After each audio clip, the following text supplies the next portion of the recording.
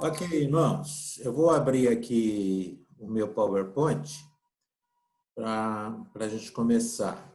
Então, nosso livro agora, nesses próximos até meses, né?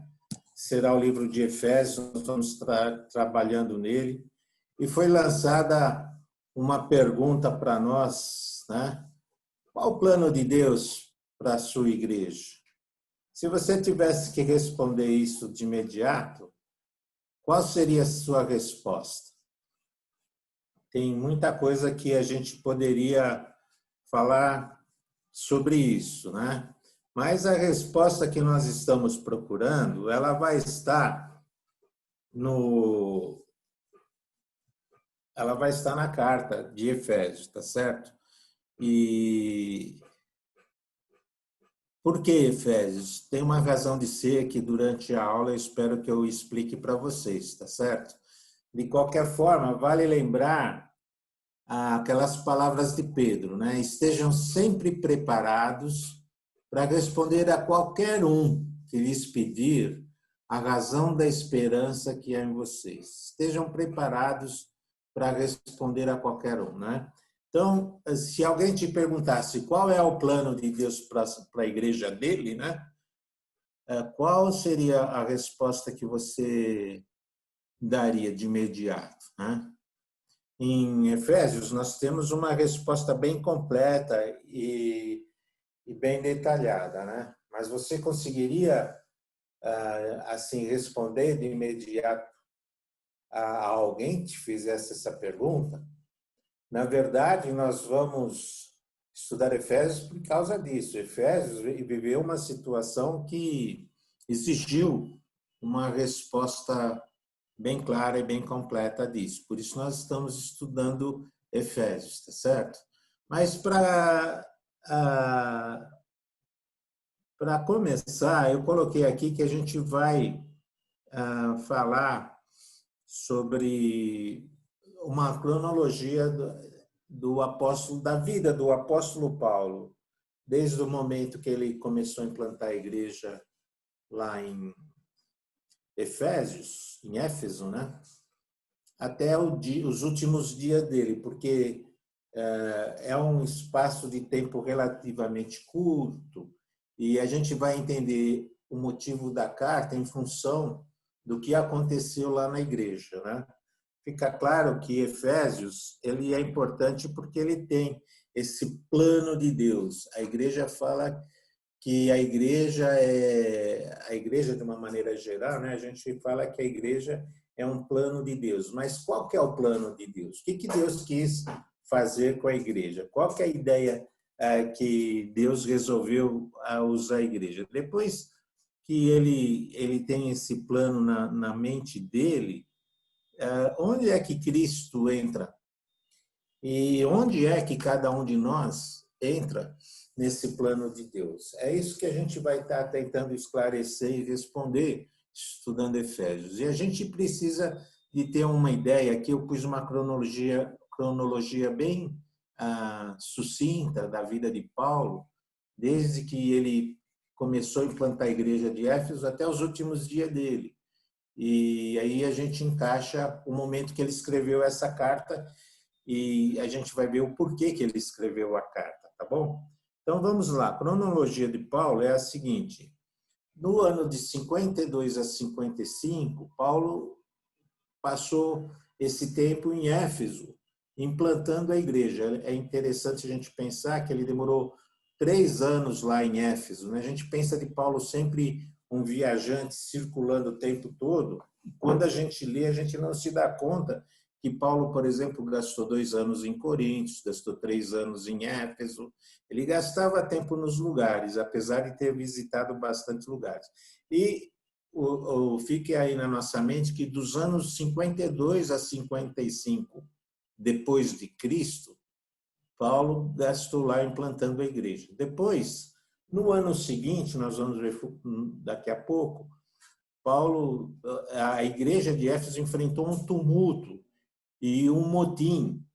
e houve uma grande confusão pública, e Paulo teve que ser retirado estrategicamente de lá, por dois motivos: para proteger a vida do apóstolo e para não criar mais confusão na situação lá da igreja. E a igreja ficou, digamos, desamparada sem o seu fundador, né? E ela vai ter que enfrentar sozinha e sem o apóstolo as autoridades, tá? Depois, quando Paulo saiu de Éfeso, ele foi para Macedônia e para Acaia. Girvão, a tela não está compartilhada, só para avisar. Não sei se você queria que ela estivesse. Ela não está compartilhada? Não. Então, vamos lá. Perdão, pessoal. Deixa eu ver o que eu preciso fazer aqui para compartilhar. Vamos lá. Está habilitado para você compartilhar, Gival. Só apertar no Share Screen, verde. Deixa eu ver aqui, Edu. Peraí, eu tô perdidaço. Peraí. Sem grilo. Já me achei. Obrigado, povo. Então, vou abrir aqui. Então, vamos retornar aqui, vai. Deixa eu pôr aqui direitinho, voltar para a gente começar a compartilhar. Então, do ano 52 ao 55, Paulo implanta uma igreja em Éfeso. Depois, no ano 55, tem esse tumulto público lá, um motim, deu uma encrenca danada que a gente vai ver daqui a pouco. Paulo sai em 55 para proteção dele e para não criar mais confusão pública, e a igreja fica desamparada. E de 55 a 57, Paulo viaja pela Macedônia e pela Acaia. Ainda não apareceu a tela. Puxa vida, peraí. Você clicou no Share Screen, que é o verde, botão verde aí embaixo, e aí é só escolher a tela que você quer compartilhar.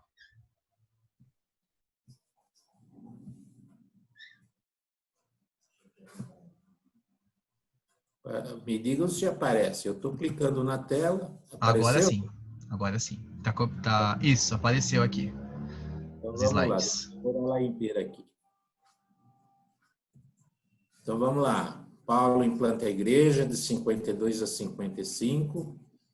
Em 55 ele tem que sair numa retirada estratégica.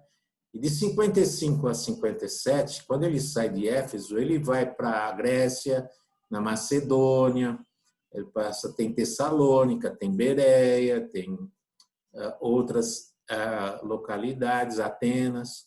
E aí ele vai para Caia, é onde tem Corinto, tá certo?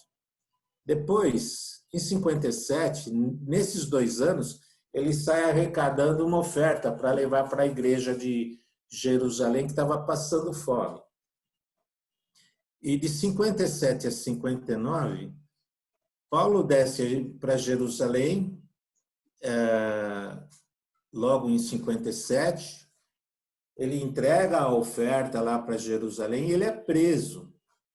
E ele corre risco de vida, o pessoal está tentando matá-lo, tal. Aí o centurião lá, o comandante, resolve transferi-lo para Cesareia, onde ele ficaria mais protegido. E o pessoal que estava acusando ele, queria matá-lo, teria que entrar legalmente no processo e se apresentar às autoridades em Cesareia para que houvesse um processo. Aí, o que acontece em 59? Tinha o procurador romano, né, que era o Félix, ele é substituído pelo Festus. E o Festus, que está lá em Cesareia e não conhecia, não entendia nada do ambiente religioso dos judeus, ele quer fazer uma média com os judeus. Ele está tentando transferir Paulo de volta para ser julgado lá em Jerusalém. E, bom, o pessoal já estava jurado, Paulo já estava jurado de morte em Jerusalém. Então, o que acontece? Paulo apela para César. Era um direito como cidadão romano, e então ele tinha o direito de ser ouvido e ser julgado em Roma. E ele vai e viaja e chega lá em Roma no ano 59. Ele passa 2 anos lá em prisão domiciliar, enquanto os seus acusadores não comparecessem para acusá-lo, tá certo? Então ele fica com uma certa liberdade. Ele estava em prisão domiciliar, tinha um guarda pretoriano direto tomando conta dele. E é nessa ocasião, no ano 61, que ele escreve a carta para os Efésios, são as cartas da prisão, Efésios, Filipenses, Colossenses e Filemon, tá? Então, é nesse momento da vida de Paulo, em prisão domiciliar, que ele escreve essa carta. Então, você vê que do 55, do ano 55, quando Paulo saiu de Éfeso por causa do tumulto, só agora em 61 ele vai estar mandando essa carta para os Efésios, tá certo? Corre aí mais ou menos uns 6 anos entre o tumulto e a carta que ele manda. No ano 62 e até 64, existe uma indefinição, a gente não sabe direito o que aconteceu com Paulo. Tem 2 possibilidades aqui. A primeira possibilidade é ele foi julgado, condenado e executado no ano 62. É uma possibilidade. E a questão dos documentos são muito escassos, muito confusos. E o outro é que ele foi absolvido em 62, foi liberto por um período de tempo, ele começa a visitar as igrejas e depois ele é preso novamente, aí sim ele é julgado e executado entre os anos 63 e 64, tá certo? Então, ele escreve essas cartas pastorais durante, digamos, essa segunda prisão, porque quando ele passa por Éfeso novamente, ele deixa Timóteo lá e mais tarde ele escreve as cartas, primeira e segunda carta de Timóteo, a carta de Tito. E para ele ter feito essa visita que está narrada nas cartas lá pastorais, na carta de Timóteo, ele teria que ter sido liberto lá de Roma e ter tido esse período aí que ele pôde passar por Roma e deixar por Éfeso e deixado o Timóteo lá como pastor, tá certo? E depois vem a condenação e execução, que a gente não sabe se ele foi preso, julgado e executado, ou no ano 64 houve uma perseguição da igreja por causa do Nero, né? Que tocou fogo em Roma e culpou os cristãos. E aí nós sabemos que também Pedro morreu nessa perseguição aí, né, do incêndio de Roma, com Nero pondo a culpa nos cristãos. Então nós não sabemos direito onde foi que Paulo, os últimos dias de Paulo, né? Não tem nenhum lugar na Bíblia que diz isso para a gente. O livro de Atos termina repentinamente, não diz, mas tem essa boa chance dele ter. Me parece que havia um prazo de 2 anos para ele ser julgado, e como os acusadores eles não compareceram em Roma, ou ele foi julgado inocentado sem acusação, ou ele simplesmente foi liberto por prescrição de tempo e pôde voltar ativa e ter mais um breve período no seu ministério. Então, o que eu quero mostrar para vocês aí é o seguinte: Paulo ficou de 52 a 55 em Éfeso, depois, em 61, ele escreve as cartas da prisão, uma delas sendo Efésios, e depois ele passa por Éfeso, deixa Timóteo lá pastoreando a igreja e vai em frente na visita que ele tinha para a igreja. E aí a Bíblia não fala mais nada dos últimos dias de Paulo. A diferença é que lá em Filipenses, que era a carta da prisão, ele escreve que ele imaginava que em breve ele estaria com eles novamente, se alegrando com eles lá em Filipos. E nas cartas pastorais, na carta de Timóteo, ele escreve: olha, eu já combati o bom combate, acabei a carreira, guardei a fé. Ele já estava mais assim prevendo que a morte dele estava próxima, tá certo?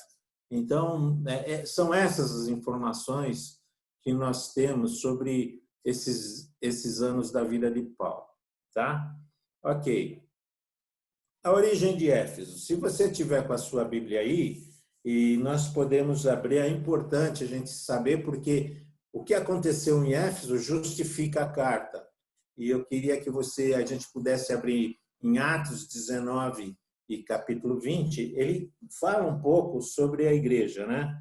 Paulo, que estava em Corinto, 19:1, atravessando as regiões altas, chegou a Éfeso. Aí encontrou alguns discípulos e lhes perguntou: vocês receberam o Espírito Santo quando creram?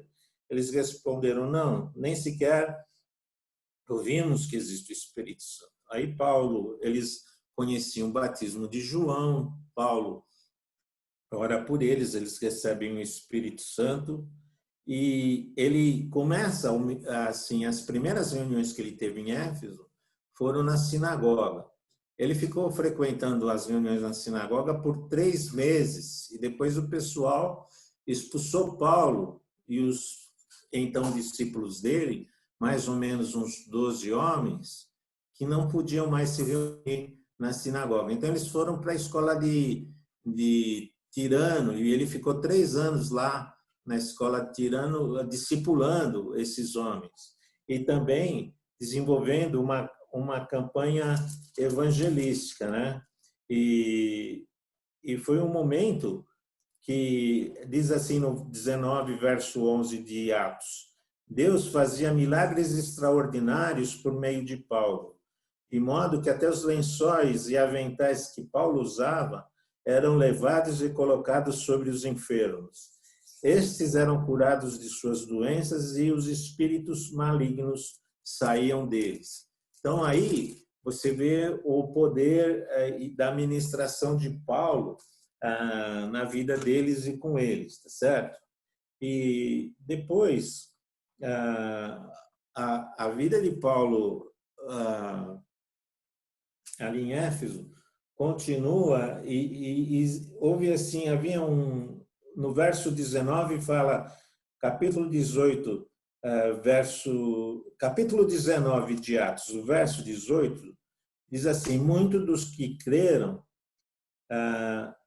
vinham e confessavam, declaravam abertamente suas más obras. Grande número dos que tinham praticado o ocultismo reuniram seus livros e os queimaram publicamente. Calculado o valor, esse chegou a 50.000 dracmas. Dessa maneira, a palavra do Senhor se difundia e fortalecia.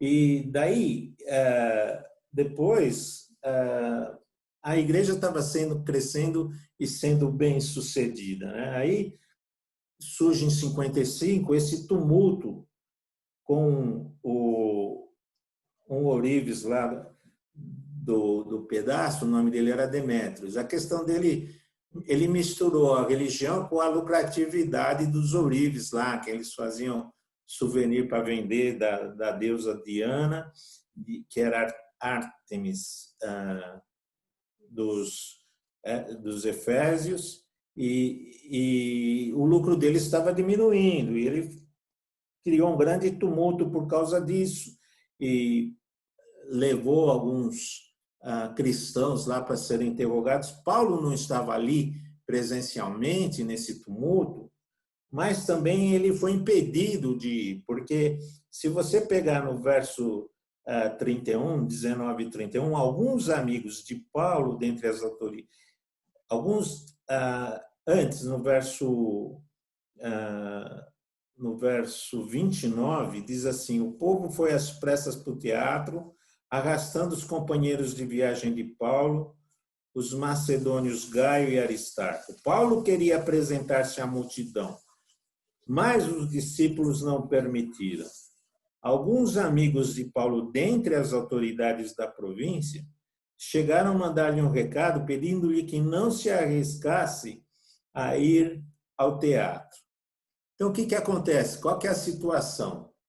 Tem um tumulto, arrastam 2 homens para serem até, sei lá, serem julgados, serem executados, o teatro.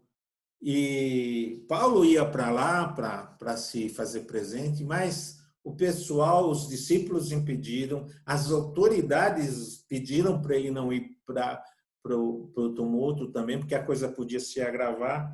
E o tesoureiro lá da cidade, o secretário, ele falou para o pessoal: olha, tem lei para isso aí. Se vocês fizerem um julgamento sumário, executarem, vocês vão ter problema com os romanos, porque é contra a lei, você não pode executar alguém que não esteja sem julgamento e sentença romana.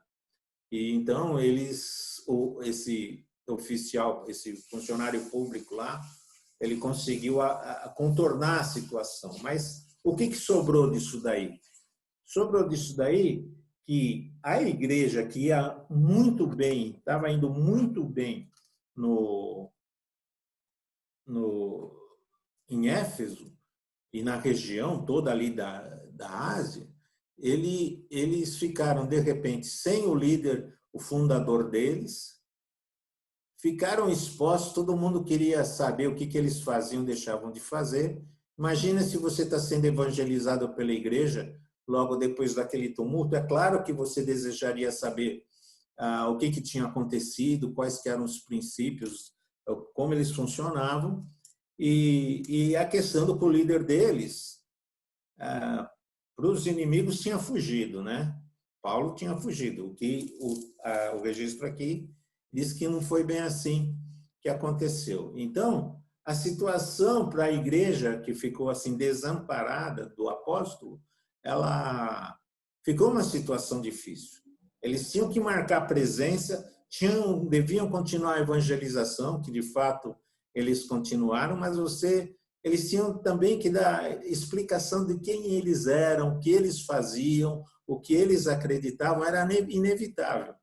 Então, quando a gente vai para as cartas, a gente encontra nos estudiosos, os comentaristas, fala assim, a carta fala que a igreja não aponta problemas da igreja.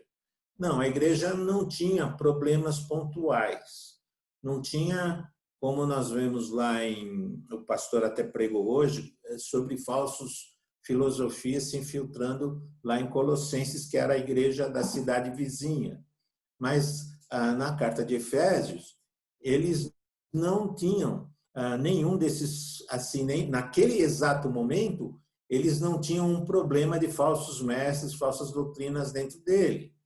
Então, mas eles tinham essa necessidade de se justificar para a comunidade, para a cidade, quem eles eram, o que eles criam, o que eles faziam. Então, a carta aos Efésios, Paulo percebe essa necessidade e ele vai escrever uma carta colocando os fundamentos do que é a igreja, qual que é como funciona a igreja, quais as alegações que a igreja deveria ter e fazer. Serve para os irmãos da igreja como um equipamento para eles e para eles também se comunicarem com o mundo exterior que tivesse assim cobrando isso deles, né? E existe entre os também estudiosos que talvez essa seja uma carta circular. Por quê? Porque se ela não trata de um assunto específico, é porque ela foi feita assim, não discutindo assuntos, mas a ideia de que essa carta fosse para outras igrejas, era um costume deles. Lá em Colossenses, que nós estamos estudando com o pastor durante o culto, nós temos lá um lugar que ele fala assim, Paulo escreve na carta aos Colossenses que aquela carta dos Colossenses deveria ir para a igreja de Laodiceia e que a carta de Laodiceia viesse para a igreja de Colossenses e que elas eram trocadas, era um costume deles trocarem as cartas apostólicas e lidas nas outras igrejas, tá certo? E também a gente tem, no século, lá pelo ano 140, depois de Cristo, um herege, o Marcion. O Marcion, ele usou a carta de Efésios como se fosse, ele nomina no escrito dele como se fosse a carta de Laodiceia.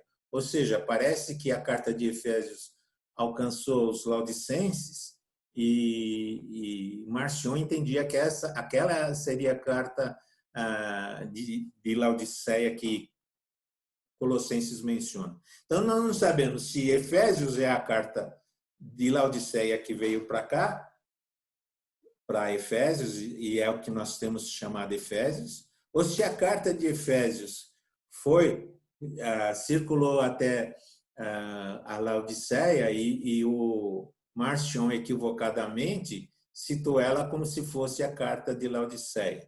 Então, tinha esse hábito, esse costume entre eles, de circularem as cartas, os escritos apostólicos. Tudo bem. Mas também existia uma razão de ser da carta, que era a situação de escrever a carta, porque a igreja precisava de fundamentos sobre o que é ser igreja e relacionar com Deus e relacionar com Jesus e com a vida deles ali em Éfeso, tá certo? E também essa carta de Efésios é chamada de carta gêmea com Colossenses, porque elas têm muitas similaridades entre elas, a estrutura de Efésios e a estrutura de Colossenses são mais ou menos a mesma sequência de assuntos. É como se, escrevendo duas cartas muito próximas uma da outra, o assunto estava girando na cabeça do apóstolo e com pequenas diferenças, porque em Colossenses ele está lidando com falso ensino, mas os assuntos são muito paralelos, são muito similares, né? Então, elas são conhecidas como cartas gêmeas, né? Escritas em 61, durante o período que Paulo estava na prisão em Roma. Então, essas cartas, o livreto, tem um livreto aqui, eu vou mostrar aqui para vocês, ó. Tá vendo aqui? A gente tem uma revista que o pessoal aí da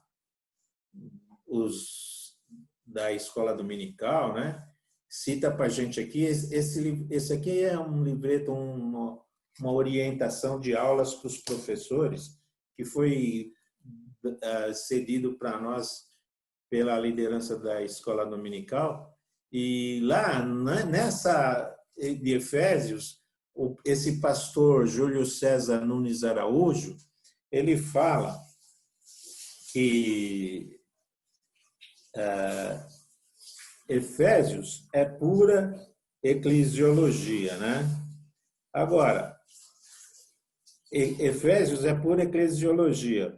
O que é eclesiologia? É uma parte da teologia que fala de origens, fala de características, marcas, função, organização, forma de governo, disciplina. Tudo isso faz parte de eclesiologia, tá certo? E esse pastor, que é um dos autores dessa revista que eu mostrei para vocês, ele fala: Efésios é pura eclesiologia. Muito bem. Depois disso, nós temos a menção de Efésios, da igreja de Éfeso em 1 Timóteo 1, de 3 a 4, onde Paulo fala: olha, eu deixei você aí para nomear presbíteros, né? Então, isso aí provavelmente aconteceu depois da soltura dele lá em Roma. E depois nós temos as cartas das igrejas do Apocalipse, onde Apocalipse 2, de 1 a 7, fala de uma igreja, que é uma igreja, que é a igreja de Éfeso, ela deixou o primeiro amor, né? Ela era firme na doutrina, mas estava faltando amor, tá certo? Então, esses são os dados que nós temos no Novo Testamento sobre a igreja de Éfeso. Eu, procurando uma maneira de descrever a carta de Éfeso, por que ela existe, por que ela escreveram ela para a gente, eu chamei ela de Manifesto da Nova Sociedade de Deus, que é a igreja. Deus estava formando uma nova sociedade. Então, aqui eu começo a dar uma resposta, né? Aquela pergunta inicial que foi feita para nós, né? Que Deus criou uma nova sociedade, uma nova humanidade, se você quiser, né? E essa nova humanidade é a igreja. Deus estava corrigindo os rumos das coisas. Eu estava aí durante o culto, o pastor falando, me veio assim uma inspiração e eu escrevi o seguinte, quer ver? Eu escrevi o seguinte, que a igreja é o antivírus contra o mundo infectado pelo pecado. A igreja é a vacina de Deus contra o mundo infectado pelo vírus do pecado. Tá certo? Ou seja, Deus está criando uma nova sociedade e nessa nova sociedade é uma alternativa ao que aconteceu com a primeira criação, que descambou, tá? Então, por isso que eu chamei de manifesto. O que é o manifesto? Eu entendo que, e isso nós temos em Efésios, na carta aos Efésios, o que é a igreja, o que ela faz, em que se fundamenta suas alegações de ter sua origem em Deus, qual a ligação da igreja com Cristo, expõe os princípios e as intenções para essa nova sociedade e declara o comissionamento dos cristãos para fazer a obra de Deus. Ou seja, essas informações seriam muito úteis para alguém que estivesse sendo convertido em Éfeso, que certamente iria perguntar sobre o que é a igreja. Nós fazemos isso ao nos juntarmos à igreja. O que é a igreja, para que ela serve, o que ela faz, o que ela deixa de fazer, e qual a ligação dela com o plano de Deus, a ligação com o cristão. Esses dados aqui, que estão lá em Efésios, eu chamei de manifesto. É um manifesto de Deus para a nova sociedade que é a igreja. É uma cartilha do que é ser igreja e ser cristão, tá certo? Então foi por isso que eu chamei dessa maneira. E tinha tudo a ver, porque em Éfeso eles precisavam se explicar, saber disso, explicar isso para os novos convertidos e quem eles estavam evangelizando, e tinham que também se relacionar com a comunidade, porque a comunidade, com certeza, sabia do seguinte: esse pessoal criou a maior confusão aí com a nossa deusa Ártemis, né? Eles estavam, foi pelo menos falsamente, mas foi o que depuseram, eles estavam, assim, demolindo ou minando a nossa crença. Então, eles precisavam saber dessas coisas para poder se justificar perante as autoridades lá, tá certo? E por isso, essa carta, ela é tão útil para nós, né? E apresentava ela para os cristãos, para os recém-convertidos, para o público em geral. E também Paulo percebeu que há uma necessidade das outras igrejas. Então, quando a carta dos Efésios veio para os Efésios e ela iria circular para outras igrejas, é porque Paulo sabia da necessidade. E nós também precisamos dessas informações na nossa vida, né? Hoje o pastor pregou sobre isso, sobre ser igreja fora da igreja. Quer dizer, você começa a falar para uma pessoa, nos dias de hoje, tem um monte de igreja, tem um monte de gente fazendo um monte de coisa estranha. Então, o que é realmente o cerne? O que é verdade? O que nós devemos nos ater? O que nós devemos responder para essas pessoas que nos questionam sobre a nossa igreja? A resposta está na carta aos Efésios. E serve para nós, para a gente ver se a gente está dentro também desse manual escrito pelo apóstolo Paulo, tá certo? Eu fiz também aqui uma breve nota aqui, abrindo um parênteses, para nós congregacionais, certo? Essa é uma carta muito importante para nós, muito importante para nós, porque fala da doutrina da igreja como sendo Cristo cabeça da igreja, tá certo? E alguém disse que isso foi a maior contribuição que o congregacionalismo fez para o cristianismo de uma maneira geral. Essa doutrina de Cristo como cabeça da igreja. Também outra palavra importante é que a igreja é uma comunidade cristocêntrica, quer dizer, Cristo tem que ser o centro da nossa comunidade. E que o cristão, as maiores responsabilidades do cristão são servir a Cristo e servir os seus irmãos. Servir a Cristo, servir os... O pastor pregou isso hoje, não preciso falar muito. Gostaria de dizer que pessoas morreram para defender essas ideias. Para a gente é simples, a gente acha normal, às vezes até corriqueiro, a gente fala dessas coisas. Mas teve gente que morreu por defender essa ideia. Essas 3 pessoas que eu estou pondo aqui, o John Greenwood, o Henry Barrow e o John Perry, eram os pioneiros congregacionais ingleses que morreram por defender essa ideia. Porque, veja bem, quando houve a reforma protestante, os protestantes eles se uniram com monarquias, com os monarcas, com os príncipes, que davam proteção e cobertura para eles se protegê-los da igreja. Então, você tem a igreja luterana, é uma igreja nacional. A igreja anglicana é uma igreja nacional. E as igrejas reformadas, as igrejas protestantes, o protestantismo sobreviveu porque teve cobertura de certos governantes, de certos monarcas. Mas chegou uma hora que isso começou a dar problema, e particularmente com relação à origem dos congregacionais, o problema foi na Inglaterra. Por quê?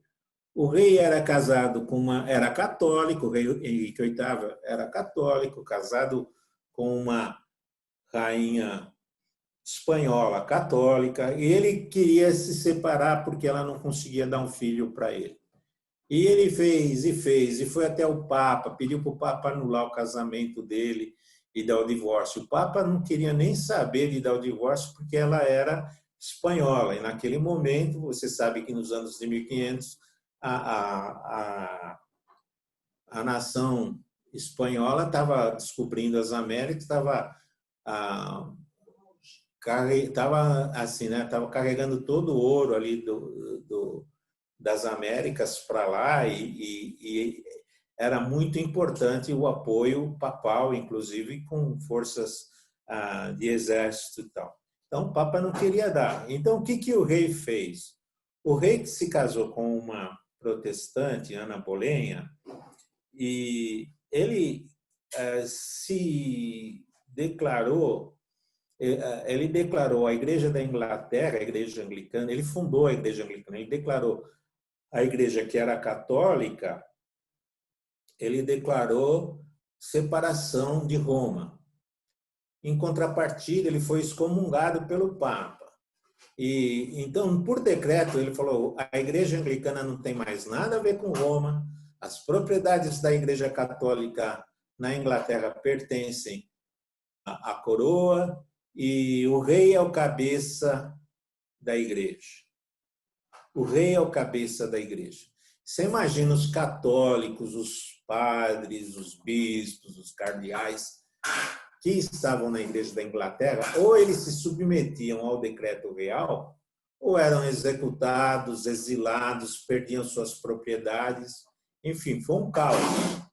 Foi um caos que o rei Henrique VIII assumiu porque ele queria casar com a Ana Boleyn. E por isso que alguns, que eu estou pondo aqui, que alguns precursores foram mártires, porque eles entendiam que a igreja, o cabeça da igreja era Cristo, e não o rei. Mas quem falava isso estava condenado. Então, esses 3 nomes que eu pus aí foram executados por defender que o cabeça da igreja era Cristo, que para a gente hoje, a gente nem dá tanta importância assim, vamos dizer a verdade, né? Mas eles lutaram por isso e perderam suas vidas. Outros 2 pioneiros dessa época, eu pus aqui. Olha só o que esse Robert Brown, ele escreveu. Ele era um pastor anglicano, tá bom? E ele escreve assim: nem a rainha, nem o parlamento possuem jurisdição sobre a igreja. O reino espiritual não é subserviente a regras terrenas. Jesus Cristo é superior aos magistrados civis. E o pastor é superior ao magistrado. A ovelha não lidera o pastor. Então, ele está começando a fazer essa separação aqui, ou seja, ele sendo um pastor anglicano, o culto da igreja dele era separado, porque ele não considerava o rei como cabeça da igreja. E um outro mentor dele, um camarada chamado Robert Harrison, ele defendia a igreja livre do poder secular. Para ele, os magistrados representam o poder do Estado sobre os infratores. Mas a autoridade dos magistrados e a autoridade da igreja não se confundem. Os fiéis não precisam dos magistrados, porque eles obedecem à lei. Você imagina, hoje o rei da Inglaterra é o cabeça da igreja. Você imagina, a rainha está velhinha lá, tal, ela tem algum contato com a igreja, mas ela é o cabeça da igreja. Ela escolhe o arcebispo, os bispos e tal. Você imagina, você pega o filho dela, se ela morre, o filho dela, o príncipe Charles, ele vivia amaziado com a Camille Parker e ele era o cabeça da igreja. Ele é o cabeça da igreja se a mãe dele morrer. Olha que confusão que dá na cabeça de um cristão anglicano. Como é que um cara que não tem uma vida com Deus, ele pode ser o cabeça da igreja? Tá certo? A mesma coisa que os reformadores rebatem do Papa não ser o cabeça da igreja, menos o rei da Inglaterra, tá certo? Então, você imagina, hoje nós temos lá o filho do Charles, que é o príncipe Williams, que é o segundo na linha de sucessão. Eu não conheço a vida dele, se eu falar, eu estou cometendo aqui perjúrio. Mas até hoje ele já é um adulto, casado, tem filhos. Eu nunca vi nenhuma ação dele, nenhuma reportagem, nenhuma palavra, no que se refere à igreja. Eu não sei se ele é cristão, mas ele é o cabeça da igreja da Inglaterra, se ele sendo segundo de sucessão. Então, quando esses homens começaram a falar, não, igreja é igreja, e não tem nada a ver com poder estatal, surgiu o congregacionalismo, eles tiveram que se defender conceitualmente e biblicamente. Então, a igreja de Éfeso, a carta aos Efésios, é um manual de igreja. Então, ali eles conseguem material para defender o congregacionalismo e justificar a dissidência deles da igreja da Inglaterra, tá certo? Eu quis expor isso porque eu acho que a gente tem que também pensar que, como congregacionais que somos, mais um motivo para a gente apreciar essa carta. Ok, eu vou já abrir aliás, eu vou dar uns minutinhos para nós agora. Vamos conversar um pouco aí. Já falei bastante, nós não temos muito tempo, mas eu gostaria de ouvi-los, irmãos. Se você tem uma pergunta, eu estou perdidaço aqui de novo, socorro. Deixa Deixa eu ver aqui, peraí. Aqui eu diminuí. Aqui, deixa eu voltar. Ah, voltei. Então, eu queria saber se alguém quer fazer alguma pergunta sobre a importância, sobre a carta, sobre a história que nós apresentamos até aqui, o motivo por que a gente vai estudar a carta aos Efésios. Alguém quer comentar, quer adicionar alguma coisa?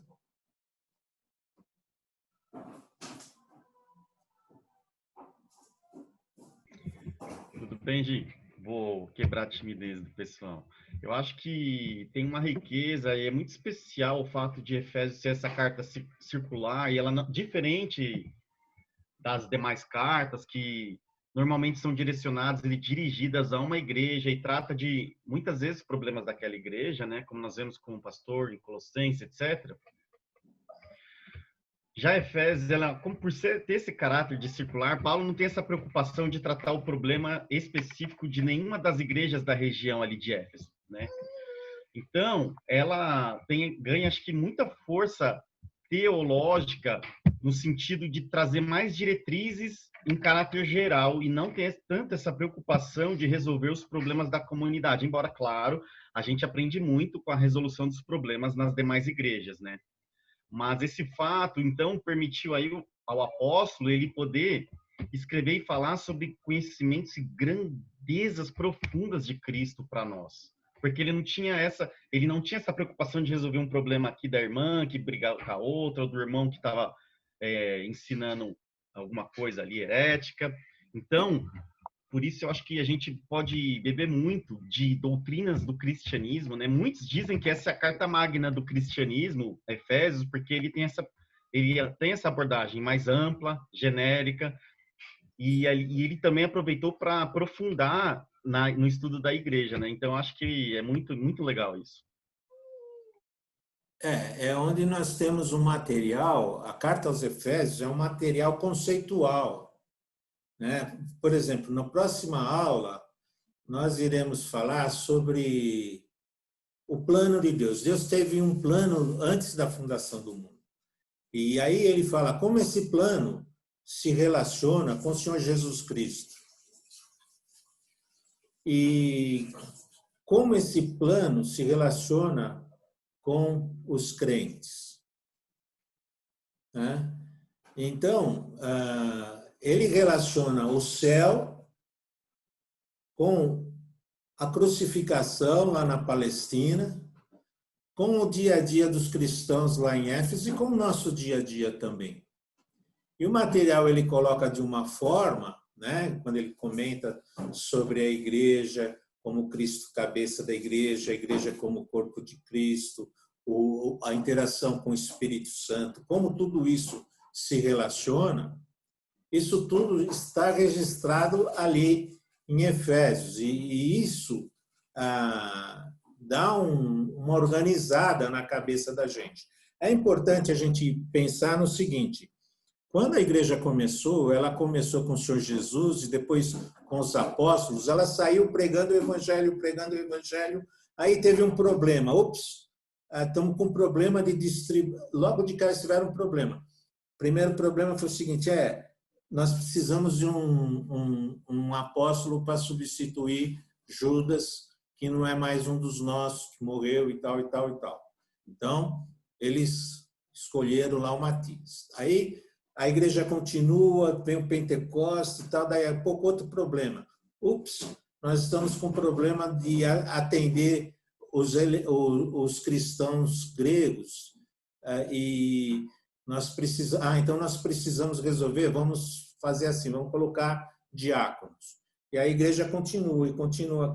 Aí sai evangelizando. Aí, nós estamos com um problema, nós precisamos organizar as igrejas locais. Então, a igreja foi crescendo e foi colocando soluções à medida que ela foi se desenvolvendo.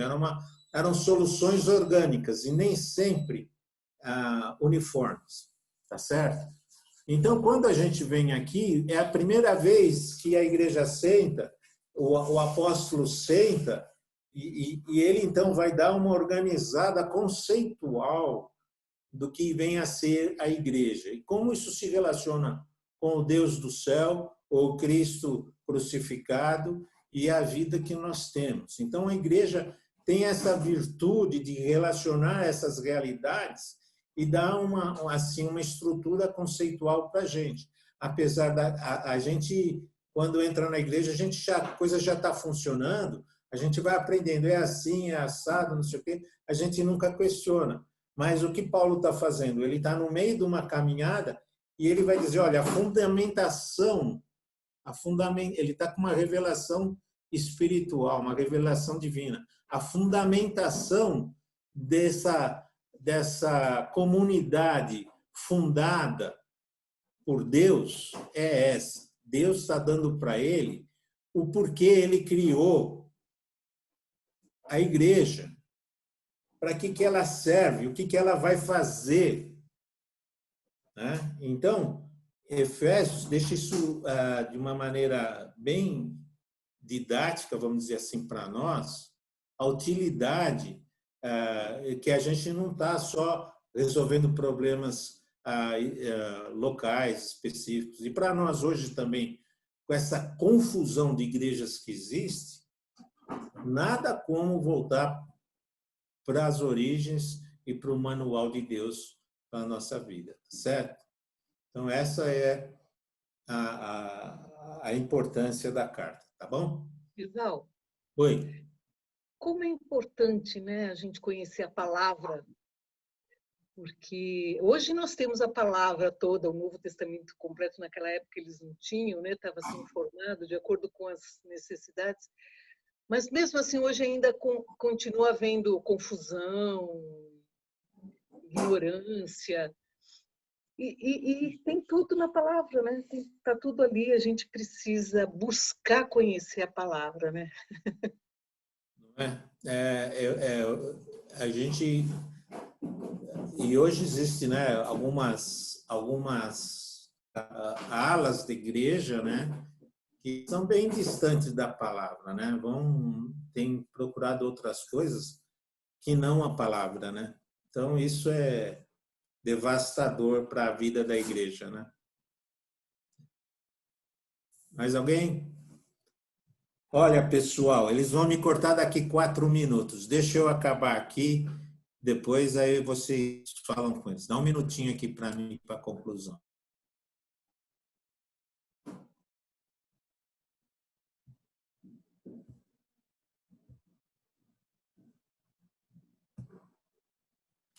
Ok.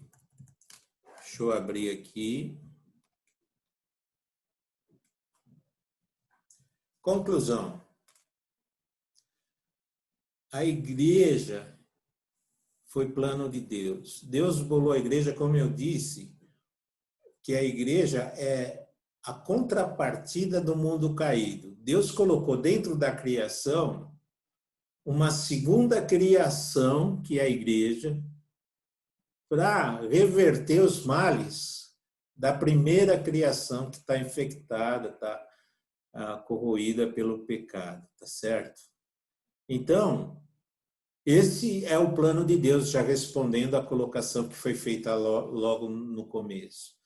E você precisa, o nosso desafio é conhecer as implicações, o que Deus tem então para essa igreja fazer. Você, lendo a carta de Efésios, tem que tentar ver se a sua vida cristã condiz com o que ele está previsto, com o que Deus prevê para nós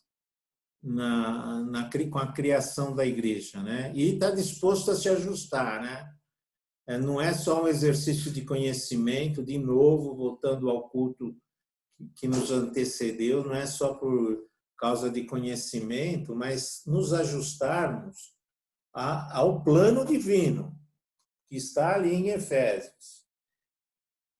E boas-vindas à carta de Efésios. Eu espero que essa introdução tenha te motivado a vir caminhar conosco nessa jornada, tá bom?